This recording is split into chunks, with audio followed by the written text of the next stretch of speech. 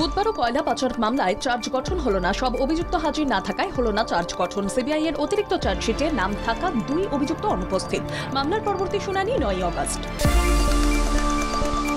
চোপড়া সালিশি কাণ্ডে গ্রেফতার আরও এক ধৃতের নাম আমিরুল ইসলাম। সালিশি কাণ্ডে জড়িত থাকার অভিযোগে গ্রেফতার করা হয়েছে অভিযুক্তকে। পুলিশ সূত্রে জানা গেছে ঘটনাস্থলে ছিলেন আমিরুল ইসলাম। 2022-এর রানীগঞ্জে ডাকাতির মামলায় বুধবার ফের আসানসোল আদালতে তোলা হয় সুবোধ সিংকে। বিহারের কুখ্যাত গ্যাংস্টারকে হেফাজতে পেতে মরিয়া সিআইডি। নাট্যশিল্প খুঁজতে নতুন উদ্যোগ পশ্চিমবঙ্গ নাট্য একাডেমির। অগস্ট থেকে সেপ্টেম্বর মাস পর্যন্ত রাজ্যের 5টি স্থানে আবাসিক নাট্য প্রশিক্ষণ কর্মশালার আয়োজন করতে চলেছে পশ্চিমবঙ্গ নাট্য একাডেমি। এই কর্মশালা হবে উত্তর থেকে দক্ষিণ 5টি বিভাগে, বাংলার জেলাগুলিকে ভাগ করে। রাজ্যের সমস্ত রাস্তার আধুনিক প্রযুক্তি নির্ভর সমীক্ষা করা হবে। এই সমীক্ষা পর্বে জিআইএস ম্যাপিং এর মাধ্যমে গ্রামীণ এলাকা সহ বিভিন্ন গুরুত্বপূর্ণ রাস্তার বর্তমান পরিস্থিতি নিয়ে তথ্য ভান্ডার তৈরি করা হবে। বালুরঘাট জেলা হাসপাতালকে সেরা শিরোপা দিল স্বাস্থ্য মন্ত্রক। ইতিমধ্যেই এই হাসপাতালকে দেওয়া হয়েছে একটি শংসাপত্র। এই হাসপাতাল 3 বছরে 90 লক্ষ করে মোট 2,70,00,000 টাকা করে পাবে। ফের এনফোর্সমেন্ট ডিরেক্টরেটের হানা। উত্তর 24 পরগনার নিউ ব্যারাকপুরের 175 মেন রোডে ওয়েস্ট শারদা অ্যাপার্টমেন্টের বি ব্লকে বুধবার অর্থলগ্নি সংস্থার এক প্রাক্তন কর্মীর বাড়িতে হানা দেয় ইডির 5 সদস্যের একটি দল।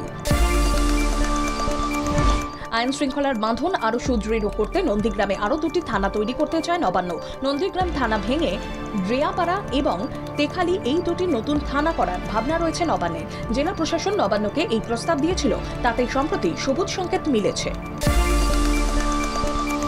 পূর্ব মেদিনীপুরের শৌলায় উল্টে গেল মৎস্যজীবীদের নৌকা। নৌকাডুবিতে নিখোঁজ একাধিক মৎস্যজীবী। 4 জুলাই পর্যন্ত মৎস্যজীবীদের সমুদ্রে যাওয়ার নিষেধ ছিল। খারাপ আবহাওয়ার কারণে সমুদ্র যাত্রায় ছিল সতর্কতা। তা সত্ত্বেও কেন গেল না নৌকো, তা নিয়ে উঠছে প্রশ্ন। দীর্ঘ 7 বছর পর কঠোর পরিশ্রমের ফল পেল বাঁকুড়ার ইঞ্জিনিয়ারিং কলেজ। এই কলেজের মেকানিক্যাল ডিপার্টমেন্টের তৈরি যন্ত্রচালিত ঢেঁকি শেষ পর্যন্ত পেল ভারত সরকারের পেটেন্ট সার্টিফিকেট এবং পেটেন্ট নাম্বার পেয়ে উৎসাহিত এই ইঞ্জিনিয়ারিং কলেজ। আরও 2 দশক ক্ষমতায় থাকবে বিজেপি। রাজ্যসভায় দৃপ্ত ঘোষণা মোদীর। 6 দশক পর দেশবাসী পরপর 3বার একই সরকারের উপর ভরসা রেখেছে, বার্তা মোদীর। এফআইআর এর নাম নেই ভোলে বাবার। হাতরাসের ঘটনায় অভিযুক্ত স্বঘোষিত ধর্মগুরুর সহকারী। এফআইআর এ রয়েছে বাবার মুখ্য সর্দার অর্থাৎ ঘনিষ্ঠ সহকারীর নাম। সেই সঙ্গে বলা হয়েছে আয়োজকরা সৎসঙ্গের প্রকৃত দর্শক সংখ্যা লুকিয়েছিলেন অনুমতি নেওয়ার সময়। হাতরাসে পদপিষ্টের ঘটনার তদন্ত করুক সিবিআই। ইলাহাবাদ হাইকোর্টে দায়ের জনস্বার্থ মামলা। উত্তরপ্রদেশ পুলিশ ঘটনার তদন্ত শুরু করেছে। মুখ্যমন্ত্রী যোগী আদিত্যনাথের নির্দেশে পুলিশের একটি বিশেষ দল তদন্তভার হাতে নিয়েছে।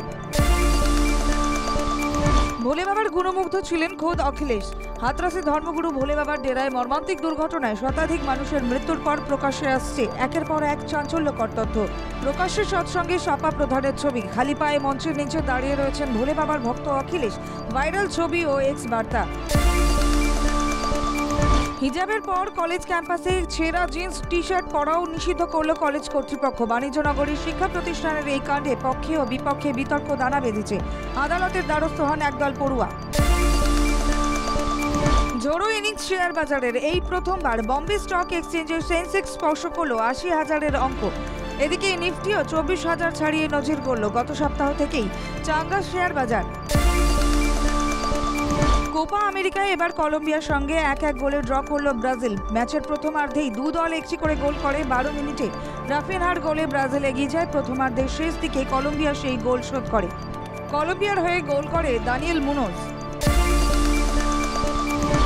বিশ্বকাপ জয়ের পর এবার ভারত জিম্বাবুয়ে টি20 সিরিজ। এই সিরিজের জন্য তৈরি ভারতের তরুণ ক্রিকেটাররা। জিম্বাবুয়ের বিরুদ্ধে টিম ইন্ডিয়াকে নেতৃত্ব দেবেন শুভমান গিল। তার ওপেনিং জুটি হিসেবে অভিষেক শর্মাকে দেখা যাবে। স্ত্রীর হাত ধরে ছবি দেখতে গেলেন রণবীর সিং। সম্পূর্ণ কালো পোশাক, কালো চশমা আর টুপিতে রণবীরকে দেখা যায় দীপিকা পাডুকোনের সঙ্গে। তারপরে নিজের ইনস্টাগ্রামে স্ত্রীর প্রশংসায় পঞ্চমুখ রণবীর।